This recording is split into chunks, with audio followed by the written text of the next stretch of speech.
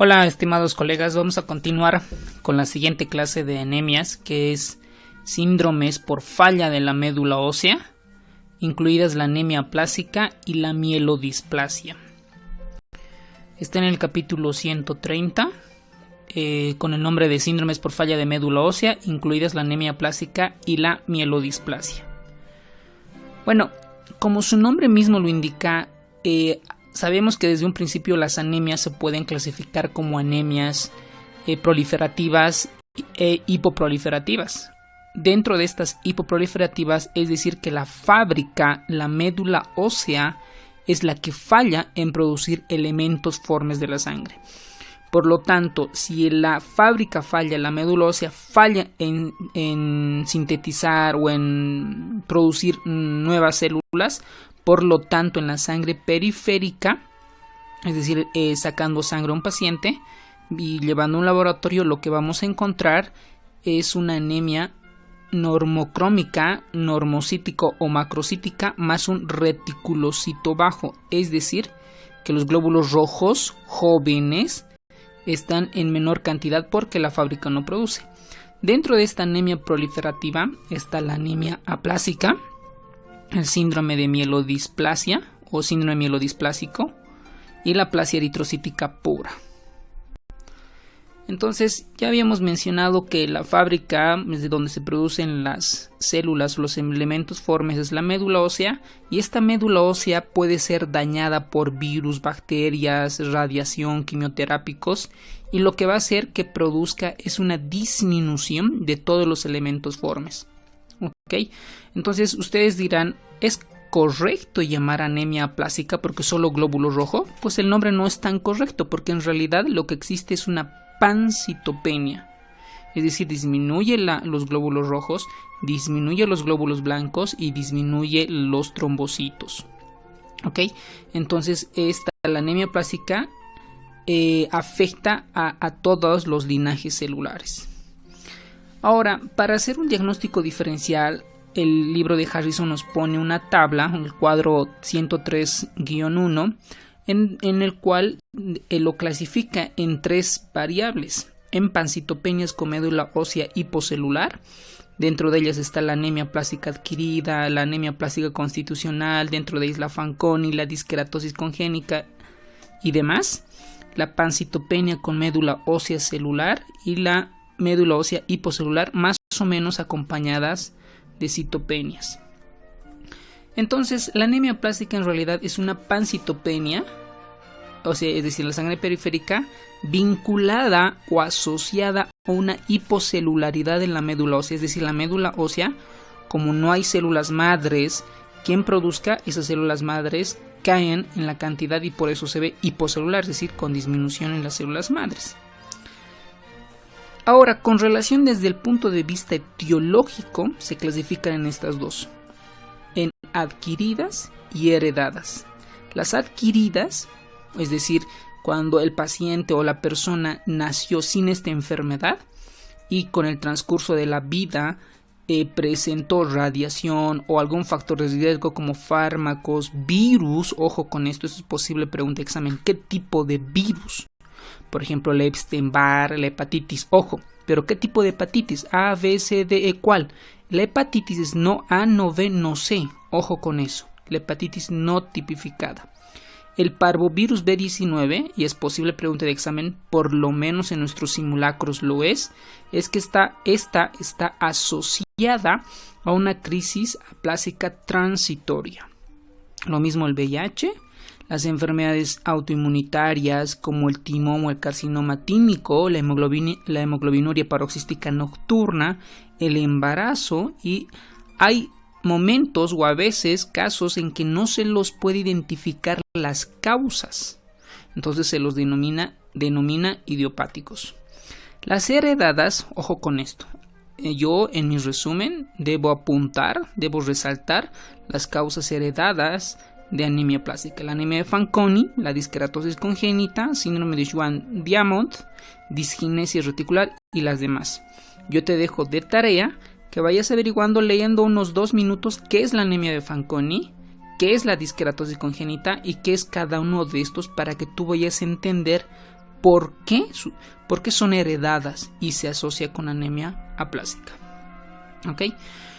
Luego, dentro de esta tabla además nos menciona otro tipo de citopenias asociadas, como por ejemplo a la neutropenia, a granulocitosis, de causas idiopáticas, fármacos y otras causas. Y vamos con esta pregunta: ¿cuál de estos antibióticos se asocia o se ha asociado a anemia aplásica según nuestra bibliografía, que es Harrison, y en los casos en Bolivia? Yo he tenido pacientes, casos de la vida real, que por administrar un fármaco de estos tuvo una hemoglobina de 6, glóbulos blancos de 3000 y unas plaquetas de 30.000. Es decir, había una pancitopenia después de 3 o 4 días que se había administrado dicho fármaco. Ojo con esto. Entonces, vamos a la siguiente pregunta: ¿cuál de estos agentes infecciosos es el más frecuente asociado a insuficiencia medular? Es decir, ¿cuál de estos virus? Recordemos que no todos los virus van a producir daño a la médula ósea. Hay virus con tropismo a la médula ósea que van a ocasionar la disfunción en la médula ósea. Entonces, dentro de las causas ya habíamos mencionado la radiación. Por ejemplo, las personas que trabajan en rayos X, radiografía de tórax, en tomografías y otro tipo de rayos, también predisponen a anemias aplásicas, pero ellos cuantifican, tienen las dosis de radiación, pero no solamente en ese contexto, sino también en industrias, ¿no? En empresas que usan radiación. Lo mismo pasa con las sustancias químicas. El benceno sabemos que produce anemia aplástica, y por eso en el libro de Harrison nos muestran una tablita en el cual lo clasifican, ¿no? Dependiendo de la severidad. Por ejemplo, mencionan compuestos que regularmente, o sea casi normalmente, producen depresión de la médula ósea, como cuáles. Ahí tenemos los fármacos citotóxicos, los que se usan sobre todo para quimioterapia, los alquilantes, los antimetabolitos, los antimicóticos y algunos antibióticos. Y de estos antibióticos ahorita vamos a ver cuál es el que más frecuentemente está asociado. Compuestos que a menudo, pero no siempre, producen aplasia medular: el benceno. Ojo con esto, posible pregunta de examen. Y dentro de los antibióticos es el cloranfenicol junto con las sulfonamidas, pero el cloranfenicol se asocia a anemia plástica. Por eso ustedes van a ver que en el mundo de la pediatría casi está proscrito dar cloranfenicol. Algunos casos sí se usa para salmonelosis, casos muy excepcionales. En el adulto también se asocia a anemias aplásicas. Yo recuerdo que yo tenía profesores, recordemos que el cloranfenicol viene hasta en colirios, ¿no? Para un tipo de conjuntivitis bacteriana. Hasta ellos se asustaban por haber usado colirios asociados a cloranfenicol, porque sí se asocia a anemia plástica, ¿no?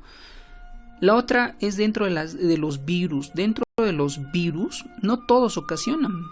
Principalmente acá vamos a buscar la tabla de los virus, cuáles están más asociados. Por ejemplo, el virus de Epstein-Barr, la hepatitis seronegativa, es decir, la que es no A, no G, virus de VIH y otros tipos de virus herpes. Esos son los que producen. Pero además está asociado el parvovirus B19, algunas enfermedades autoinmunitarias como el injerto contra el hospedador post-transfusión, el embarazo, trastornos genéticos, la hemoglobinuria paroxística.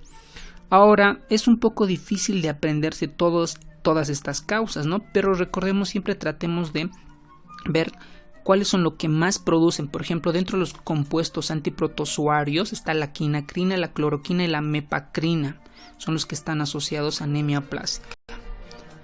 Luego esta es otra tabla de otro libro, donde igual básicamente mencionan las drogas citotóxicas y radiación, reacción a medicamentos, la carbamazepina, ojo con esto, la fenitoína, estos anticonvulsivantes también está asociado, pero yo diría de todos estos, el que más yo le tendría miedo es al cloranfenicol, seguida de las sulfonamidas.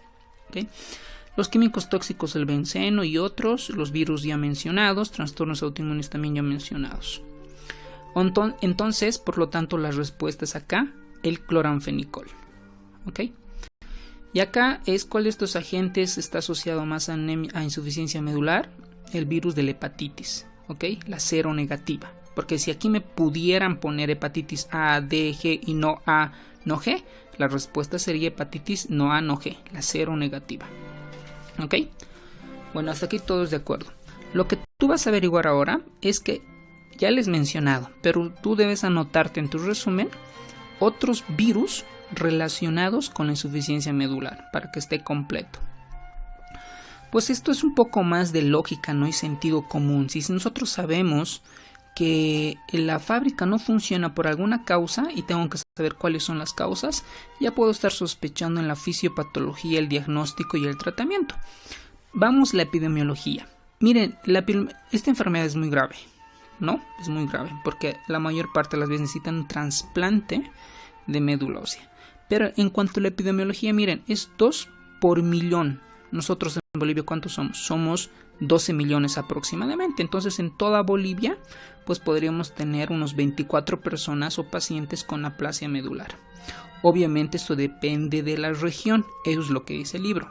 Pero además, otros artículos y otros libros buscando es que en Asia, por ejemplo, está un poco más aumentado, por 6 por millón. Pues esos tendrán sus propias causas.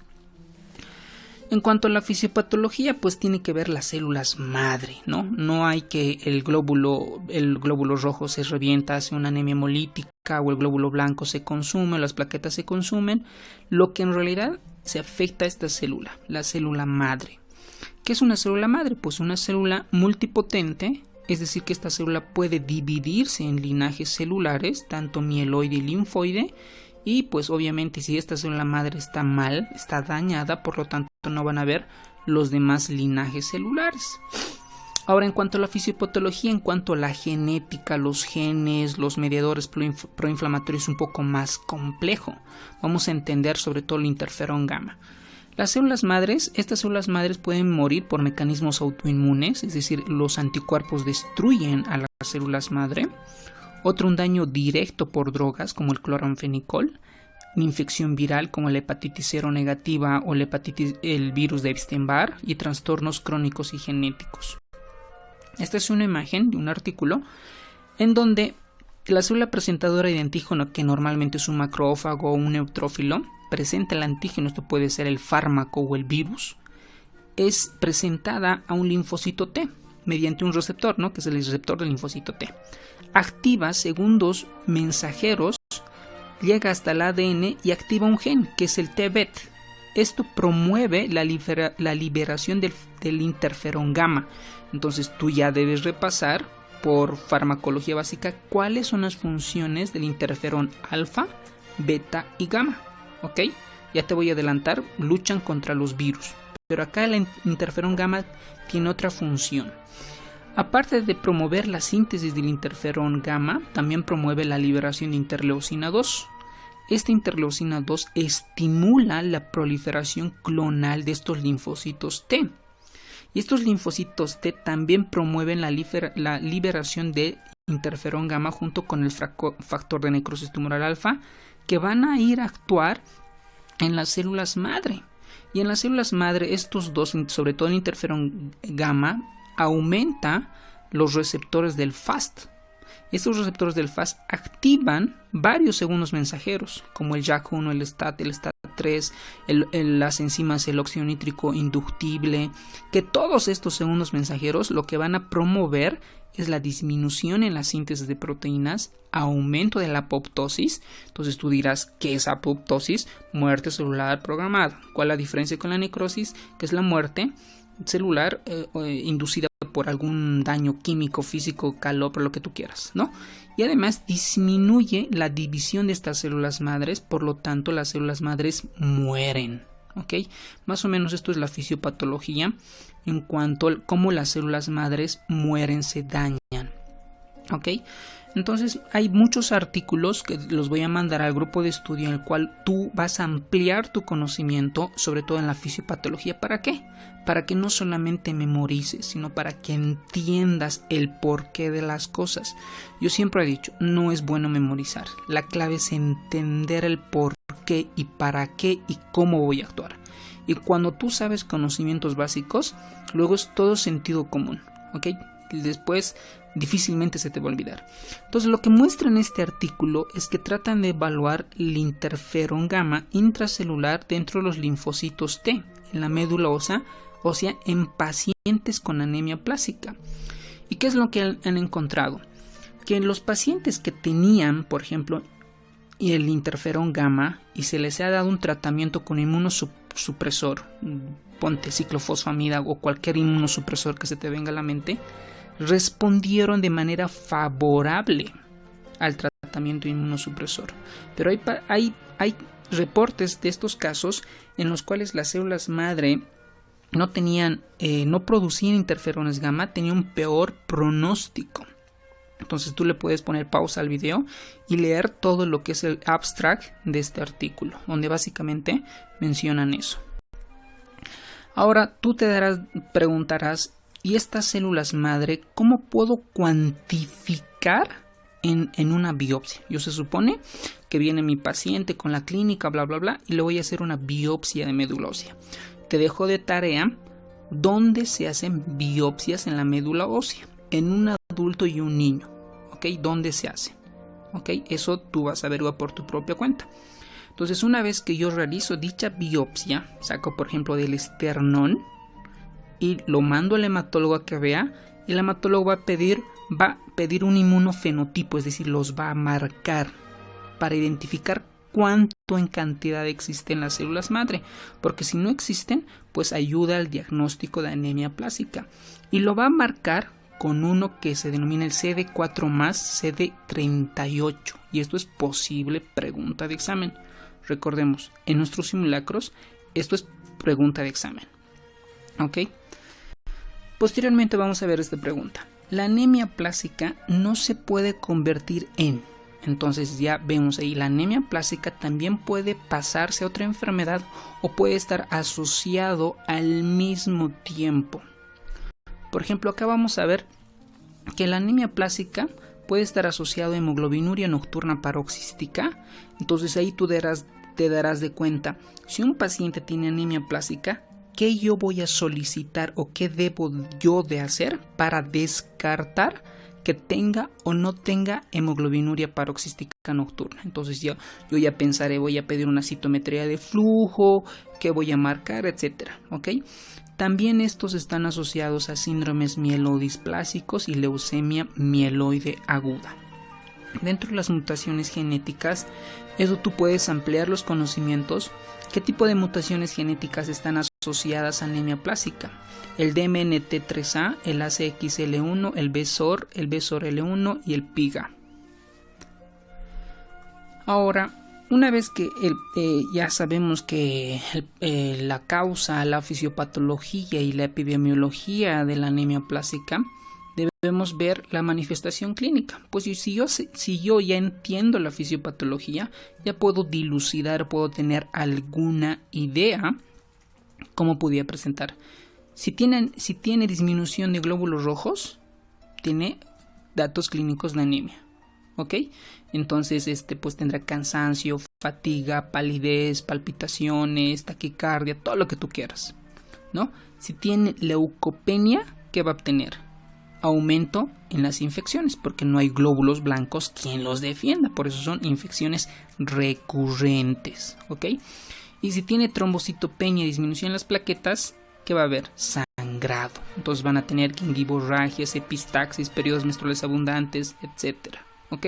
Esto es lógica, sentido común. Ahora, hay tips claves que para esto estoy acá. Para eso estamos acá, para orientarte. Por ejemplo, esto es importante que lo apuntes en tu resumen para entender, por ejemplo, si este cuadro clínico se asocia a manchas café con leche y tiene una estatura baja, ya me hace sospechar una anemia de Fanconi. Entonces tú averiguas qué es la anemia de Fanconi, ¿ok? Y si además esto se asocia a uñas con surcos, sobre todo como ustedes aquí en la imagen, como se desprenden porque hay una anormalidad en la citoqueratina y otros componentes del citoesqueleto, se denomina la disqueratosis congénita.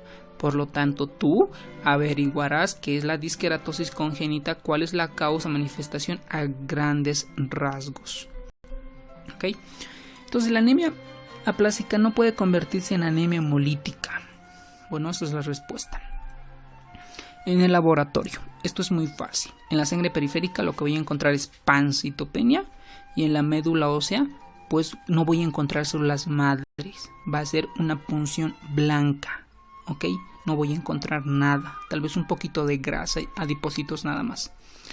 Entonces, una vez yo realizo la biopsia, además en el adulto, como se asocia a otras enfermedades, yo debo, sobre todo la hemoglobinuria paroxística nocturna, yo debo de pedir citometría de flujo para evaluar el CD59, ¿ok? Pregunta de examen. Y en los niños, pruebas genéticas, porque este tipo de anemias aplásicas pueden estar asociados a otras malformaciones genéticas que puedan tener alguna manifestación clínica, ¿ok?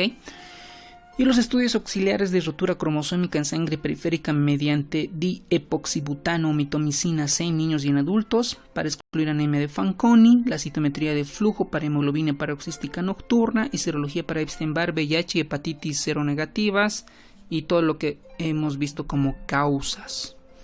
El diagnóstico es con biopsia, lo que voy a encontrar es una pancitopenia, voy a inmunotipificar y hay una clasificación que ustedes lo pueden leer en cuanto cuando es una anemia plástica grave, una anemia plástica muy grave y una anemia plástica no severa. Esto es un cuadro adicional a la clase porque no está en el Harrison. Y el diagnóstico diferencial, pues básicamente lo hacemos con anemia megaloblástica porque a un principio puede tener una pancitopenia, puede manifestarse como una pancitopenia, pero si nosotros medimos niveles séricos de cobalamina y de folato, van a confirmar el diagnóstico de una anemia megaloblástica. Luego también está la infiltración de médula ósea como la mielofibrosis y la mieloftisis, el secuestro o redistribución. ¿Cómo entendemos esto? Cuando el paso aumenta la función, se denomina hiperesplenismo. Y cuando existe un hiperesplenismo, secuestra sobre todo plaquetas. Entonces, como secuestra plaquetas, disminuye las plaquetas en sangre periférica. Por lo tanto, pues de alguna otra manera podría confundirse, pero pues no habrá tanta anemia ni leucopenia, ¿no? Las neoplasias mieloides, la leucemia mieloide aguda. Esto es importante. Nosotros cuando vemos un paciente en urgencias o en la consulta, yo debo saber en qué momento debo yo hacer una actuación, una atención médica rápida. Por ejemplo, en pacientes que tienen neutropenia febril, ¿ok? Por lo tanto, te voy a dejar de tarea vamos a mencionar en el grupo qué es neutropenia febril, ¿ok? ¿Cuánto deben ser los neutrófilos solamente en el laboratorio o hay alguna otra fórmula para sacar los neutrófilos absolutos? ¿Y cuánto debe estar la temperatura central para denominar neutropenia febril? ¿Y qué antibióticos empíricamente yo debo de dar? ¿Ok? Eso es muy importante. Luego la anemia sintomática que tenga isquemia cardíaca, cardiopatía isquémica, alguna inestabilidad hemodinámica, falla cardíaca. Y la trombocitopenia cuando está menos de 10.000, está en ausencia de sangrado, yo debo de llamar la atención, debo de actuar. Y si tiene 20.000 plaquetas y está asociado con hemorragia digestiva, metrorragias o sangrado uterino o tenga un evento vasculocerebral hemorrágico, yo debo de actuar, ¿ok? Lo mismo pasa con la coagulación intravascular diseminada, con la microangiopatía, con la anemia plástica severa, la linfohistiocytosis hemafagocítica y estos son pancitopenias que nosotros debemos de actuar de manera inmediata, ¿ok? Entonces, si mi paciente está a punto de fallecer por una anemia o porque está sangrando mucho por una trombocitopenia, yo transfundo porque le debo de salvar la vida, independientemente si le voy a dar trasplante de células madres o lo voy a inmunosuprimir, depende. Yo ahí voy a transfundir. ¿Por qué? Porque la vida está en peligro, ¿ok? Pero si yo tengo una anemia aplásica severa, pero está estable, relativamente poco estable, yo lo puedo meter a este algoritmo. Entonces yo veo si hay causas posibles de anemia aplásica, sí, entonces voy a ver si hay un síndrome asociado, un Fanconi, diskeratosis congénita, lo estudio y lo trato como tal. Y si está asociado a radiación, a medicamentos, a virus como hepatitis B, trato la causa. ¿ok? Trato la causa porque puedes recuperar esa médula ósea. Pero hay casos en que la médula ósea, sobre todo, no encontramos la causa y vemos la edad del paciente. Si es menos de 20 años, está indicado hacer un trasplante de células madres, ¿ok? Y mientras que está entre los 20 y 50 años, debemos ver si tolera la trasplante de médula de células madres, y si está más de 50 años, pues nada más una terapia inmunosupresora, ¿ok? ¿Y qué es lo que dice nuestro libro? Pues lo ideal es un trasplante de células madre, se suspende la causa que le está produciendo, y el trasplante se incrementa en los adultos, sobre todo en riesgo más alto de enfermedad contra injerto e infecciones graves. Y la inmunosupresión, la inmunodepresión es con globulina antitimocítica más ciclosporina, ¿ok? Esto tiene una independencia en la transfusión, un recuento de leucocitos suficiente para prevenir la infección, y recuperan de 60-70% de los pacientes con este esquema. Se supone que el paciente tiene una edad más de 50 años, ¿no?, para esta terapia inmunosupresora. Es frecuente que unos 10 después del tratamiento aparezca la enfermedad del suero. ¿Qué es esta enfermedad? Es como una gripe, ¿no?, grave, que responde a la metilprednisolona. Ahora, ¿qué dice la evidencia basada en la medicina? Dice que para pacientes con anemia plástica severa, menos de 20 años, o aquellos entre 20 y 50, el trasplante de células hematopoyéticas halogénicas es ideal en comparación con la terapia inmunosupresora, con un nivel de evidencia y recomendación grado 2C. Para aquellos que no tienen un donante hermano disponible, se puede asociar el Trombopac, que es una terapia inmunosupresora. Por lo tanto, tú te preguntarás, ¿qué es este fármaco? Es una molécula agonista que actúa sobre todo ahí la trombopoyetina, es decir, como un agonista de la trombopoyetina. Y en los pacientes mayores de 50 años es la terapia con inmunosupresión, y las opciones para tratar la enfermedad que no responde al Trombopac es más la inmunosupresión. Está indicada anticuerpos monoclonales como alemtuzumab y a inmunosupresores como la ciclofosfamida en dosis altas. Y nada más recordarles que el alemtuzumab actúa sobre la proteína CD52. Cuando ustedes estudian la parte de medicina interna, anticuerpos monoclonales, por ejemplo, vamos a ver mucho en lupus, en artritis, en cáncer. De todos estos anticuerpos sería ideal que tú te realices un resumen de todos estos anticuerpos, para qué enfermedades se usan y cuál es su diana. En este caso la diana es la CD52. Bueno, eso sería con aplasia.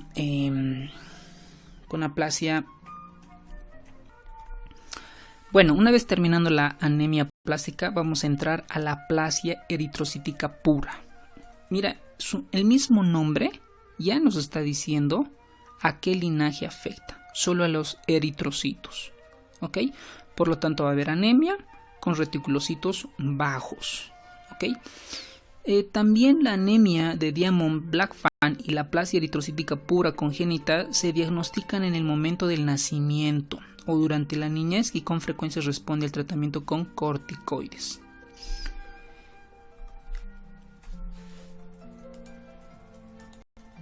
Ahora vamos a ver esta pregunta. Uno de estos no está relacionado con la anemia con la aplasia eritrocítica pura. No está asociado, por lo tanto yo debo saber cuáles están asociados. Las causas que producen la aplasia eritrocítica pura están las drogas, la fenitoína, el trimetoprim, el ácido, la clorpro, y aquí, ojo, no está el cloranfenicol. Sobre todo está asociado a la fenitoína. Debemos hacer la diferencia. La infección, en primer lugar está el parvovirus B19, posible pregunta de examen. Trastornos autoinmunes, las neoplasias linfoides, neoplasias malignas mieloides y tipos de neoplasias. Ahora, esta aplasia eritrocítica pura están asociadas a otras enfermedades, ¿ok? Y ahí va la pregunta, ¿a qué enfermedad está asociada? Y esto debes de tomar apunte, ¿no? La leucemia linfocítica granular grande, el síndrome mielodisplásico, timoma, ojo con esto, los timomas, el trasplante de células hematopoyéticas ABO incompatibles, los anticuerpos antieritropoyetina, trastornos de células plasmáticas y infección por parvovirus B19. Y el libro de Harrison nos muestra una clasificación de la aplasia eritrocítica pura, en cuales ustedes los pueden leer. Nada más voy a resaltar que aquí lo que destaca es la infección por parvovirus B19. Por lo tanto, lo que no está relacionado es la infección por citomegalovirus. En realidad es por el parvovirus B19. Luego, la manifestación clínica, pues es por la anemia, ¿no? Palidez, taquicardia, todo lo que tú quieras. No habrá hallazgos físicos a menos que exista un trastorno asociado subyacente, por ejemplo una leucemia linfocítica crónica o una artritis reumatoidea.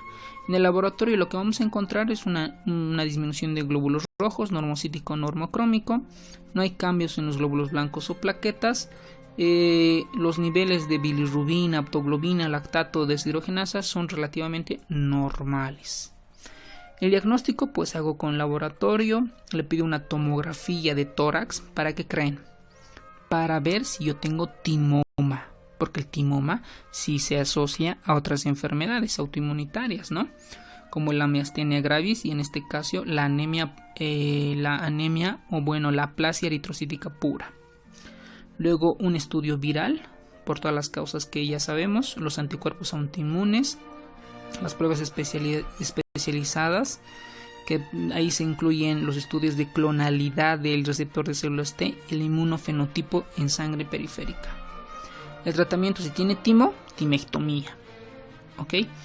Si tengo infección por el parvovirus B19, daré inmunoglobulinas. Y sobre todo tengo un anticuerpo IgM que está asociado a este virus. El tratamiento es inmunoglobulina intravenosa con 400 mg kilogramo día durante 5 días. Y por lo tanto, si yo tengo anemia, doy transfusión sanguínea y trato la causa que me está produciendo dicha patología. La mielodisplasia, terminamos con esto. Estos síndromes mielodisplásicos se caracterizan por dos cosas. Porque hay una citopenia por falla en la médula ósea y hay un riesgo elevado de desarrollar leucemia mieloide aguda. ¿Ok? ¿Y en quiénes están presentes? Sobre todo en pacientes más de 65 años. ¿Ok? Posible pregunta de examen. Entonces acá me dicen cuál es el signo o síntoma patognomónico del síndrome mielodisplásico. ¿Será neutrofilia con hipersegmentación? ¿Será un cuadro inespecífico? ¿Será plaquetopenia pura? ¿O será solo disminución de reticulocitos o eosinofilia con neutrofilia? Entonces, la OMS, la Organización Mundial de la Salud, lo ha clasificado en diferentes tipos de síndromes mielodisplásicos que ustedes en la tabla los pueden leer. Dentro de ellas nada más voy a mencionar a la anemia resistente, a la neutropenia resistente, trombocitopenia resistente. Y hay otras además que están asociadas, por ejemplo, a exceso de blastocitos tipo 1, exceso de blastocitos tipo 2, que son tipificados por algunos receptores. ¿Okay? La causa es lo mismo: radiación, benceno, tratamientos antineoplásicos, el busulfán, las nitrourias, las mutaciones del gen NRAS y de los oncogenes del P53 y del IRF1 y del BCL2. Básicamente son alteraciones, mutaciones oncogénicas progresivas, ¿no? Que van en el transcurso de la vida mutando y que se desarrolla un síndrome mielodisplásico. El cuadro clínico del síndrome mielodisplásico es una presentación inespecífica. ¿Ok? No hay algo patognomónico. Lo que va a tener el paciente es astenia, dinamia, cansancio, puede tener fatiga, fiebre, pérdida de peso, algo inespecífico. ¿Ok? Por lo tanto, la respuesta es un cuadro inespecífico del síndrome mielodisplásico.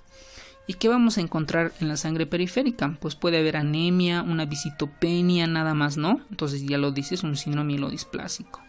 Y estos pacientes pues van a la biopsia de médula ósea, donde pueden encontrar que esté casi normal, o algunos casos donde hay hipocelularidad. ¿Ok? Y el tratamiento, pues en algunos casos se someten a trasplante de células madre o usan análogos de la pirimidina o algunos fármacos como la azacitidina, la decitabina, la lenalidomida, que es un derivado de la talidomida, pues algunos fármacos que se van usando en esta patología. Ya terminando con esto, las anemias por mieloftisis.